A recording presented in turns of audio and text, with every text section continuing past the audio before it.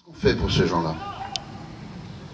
On bataille, on dit, on filme, on dit « Ah, c'est inadmissible » quand des enfants cueillent des tomates pendant 11 heures d'affilée en Chine, qu'on ramène en Europe, et les gens ici achètent, entre autres le ketchup.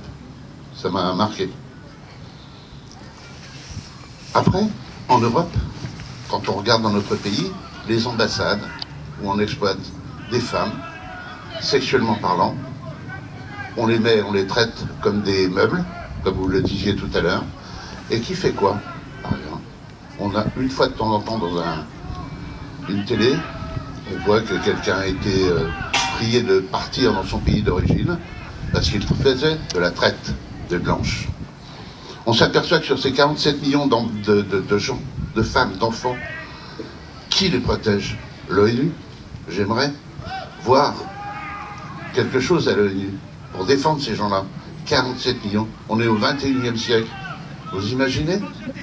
Dans 10 ans, 15 ans, combien y en aura-t-il? 60? L'exploitation, elle devrait être punie sévèrement comme crime contre l'humanité. Et que ce soit le pays, on devrait le mettre au banc des nations.